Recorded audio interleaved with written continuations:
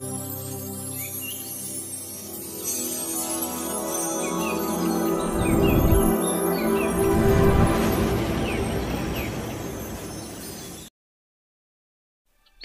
कृष्णा, राधे राधे। स्वागत है आप सभी का गोविंद भजो चैनल पर।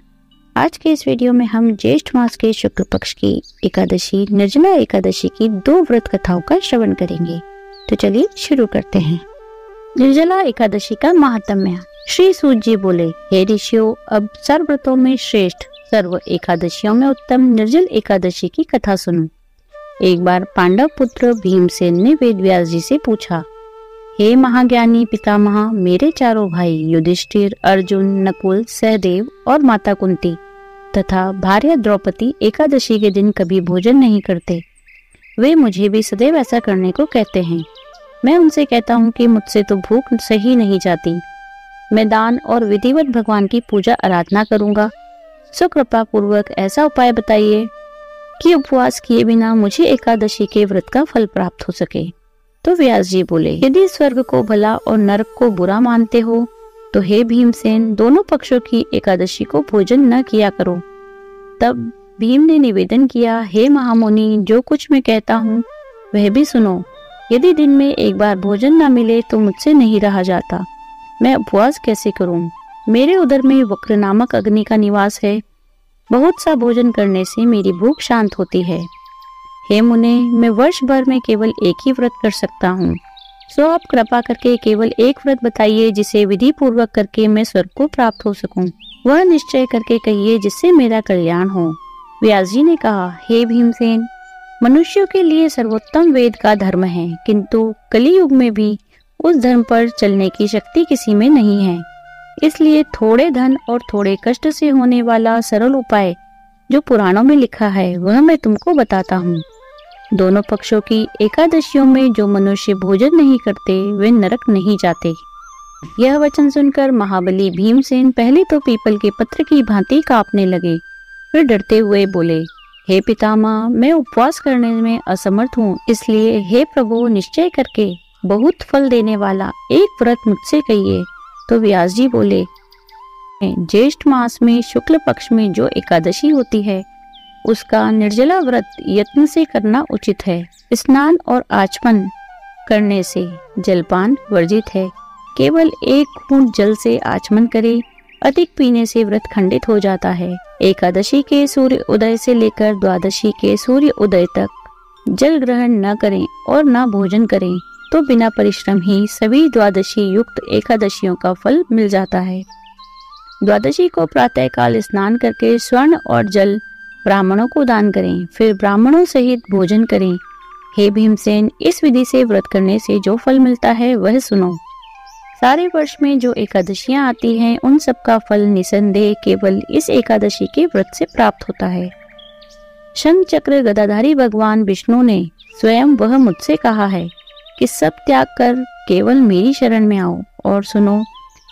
एकादशी निराहार व्रत करने से मनुष्य सब पापों से छूट जाता है। सब तीर्थों की यात्रा तथा सब प्रकार के दानों में जो फल मिलता है वह सब एकादशी के व्रत से मिल जाता है। कलयुग में दान देने से भी ऐसी सद्गति नहीं होती, इससे अधिक क्या कहूँ। ज्येष्ठ शुक्ल पक्ष की एकादशी को जल और भोजन ना करें। हे वक्रोदर, इस व्रत से जो फल मिलता है उसको सुनो।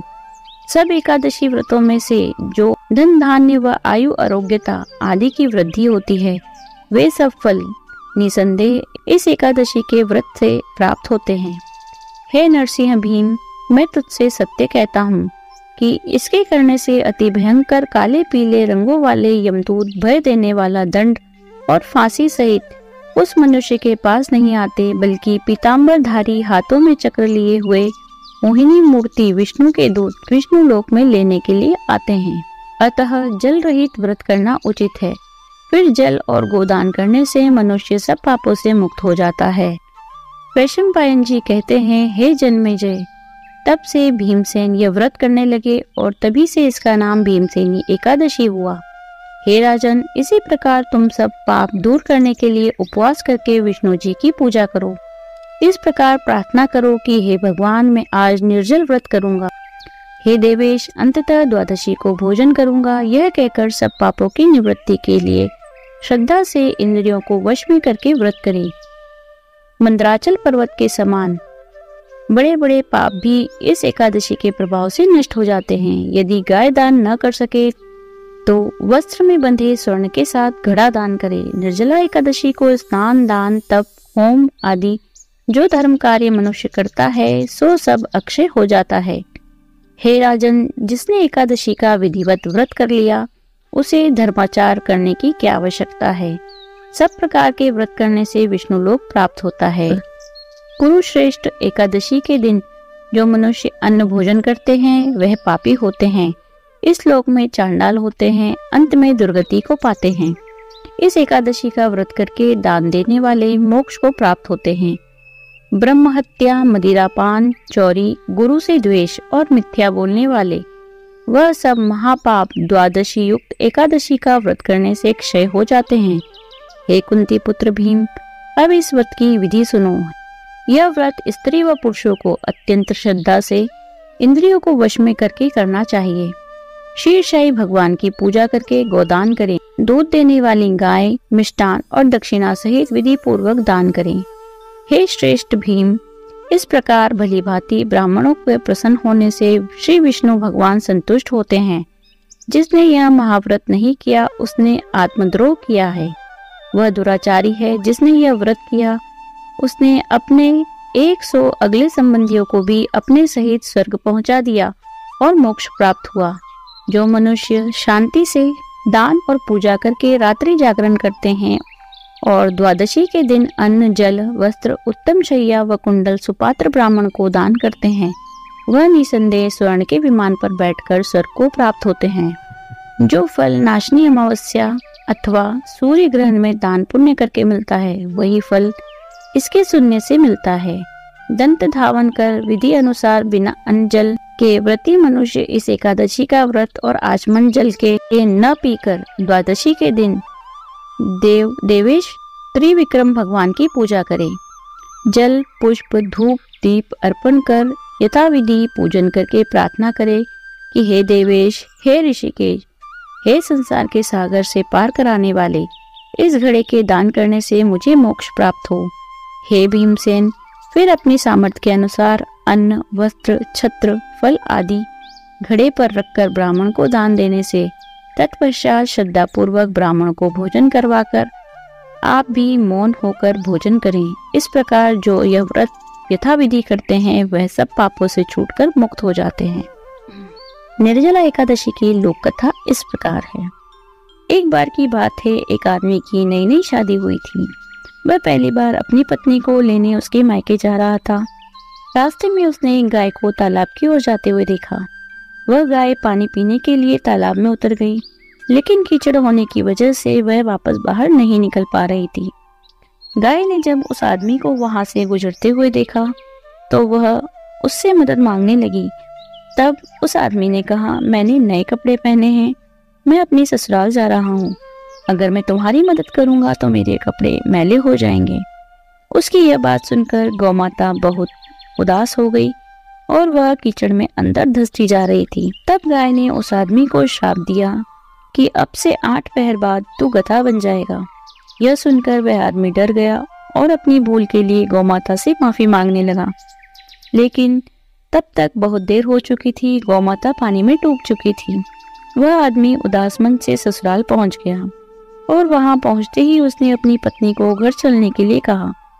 तब उसके सास ससुर ने उसे एक रात रुकने का आग्रह किया, परंतु वह आदमी नहीं माना। तब उसकी पत्नी ने भी उसे मनाने का प्रयास किया। तब हारकर उसने अपनी पत्नी को गाय वाली पूरी बात बताई।